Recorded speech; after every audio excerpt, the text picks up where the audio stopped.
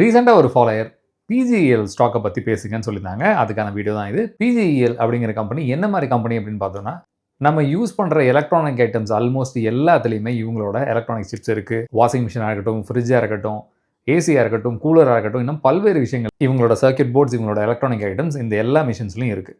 So இவங்களுக்கான demand காலமுறை இருந்துக்கிட்டே இருக்கிற வாய்ப்புகள் அதிகமாக இருக்குது. இவங்களோட ஃபண்டமெண்டல்ஸ் அண்ட் டெக்னிக்கல்ஸ் என்ன சொல்லுதுன்னு பார்க்கலாம். இந்த ஸ்டாக்கை வாங்கலாமா வேணாமா இல்லைன்னு லாஸ்ட்டில் சொல்கிறேன். ஃபண்டமெண்டல் ரேஷியோஸ்ன்னு பார்த்தோன்னா இப்போ இருக்கிற பிஇ மட்டும்தான் அதிகமாக இருக்குது. ஏன்னா இண்டஸ்ட்ரி பிஇ விட டபுள் தான் இருக்குது. ஸோ பிஇ ரேஷியோ அதிகமாக இருக்குது. பிஇஜி 1 விட கம்மியாக இருக்குது. ஆர்ஓஇ ஆர்ஓசிலாம் நல்லாவே இருக்குது. சேல்ஸ் அண்ட் ப்ராஃபிட் பக்காவாக இருக்குது. டெப்ட் ரொம்ப நெக்லிஜிபிளாக தான் இருக்குது. இன்ட்ரென்சிக் வேல்யூவை விட ஸ்டாக்கு ரொம்ப பக்கத்தில் தான் இருக்குது. இந்த ஸ்டாக்கோட முக்கியமான விஷயம் புக் வேல்யூவோட 5 டைம்ஸ் அதிகமாக இருக்குது. கேஷ் ஃப்ளோ 51 கோடி கையில் காசு வச்சுருக்காங்க. ஃபண்டமெண்டல்ஸ் ஓரளவுக்கு டீசெண்டாகவே இருக்குது. டெக்னிக்கல்ஸ் என்ன சொல்லுதுன்னு சார்ட்டில் பார்க்கலாம். ஸோ இப்போ நான் இங்கே வீக்லி சார்ட்டில் இருக்கேன் பிஜிஎலோட. ஸோ லோவையும் ஸ்விங் லோவையும் ஸ்விங் ஹையும் கனெக்ட் பண்ணியிருக்கேன். முக்கியமான ரேஷியோ ஆல்ரெடி 0.69 வந்துட்டு பவுன்ஸ் ஆகி போயிட்டு இருக்கு மார்க்கெட். சப்போஸ் திரும்பவும் ஃபால் வருதுன்னு சொன்னால் இந்த லெவல் முக்கியமான லெவல். அந்த லெவலில் வந்து ஸ்டாக்கு திரும்புது இல்லை அக்யூமுலேஷன் ஜோன் ஃபார்ம் ஆகுதுன்னு சொன்னால் இந்த லெவலை கண்டிப்பாக மிஸ் பண்ணக்கூடாத லெவல்.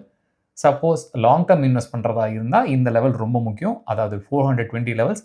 ஸ்விங் ட்ரேடிங் எதிர்பார்க்கவும் இங்கே இருக்க ரிவர்சல்ஸ் பார்த்துட்டு இப்போ கூட ஸ்விங் ட்ரேடிங் எடுக்கலாம், ரிவர்சல்ஸ் வந்தால் மட்டும்.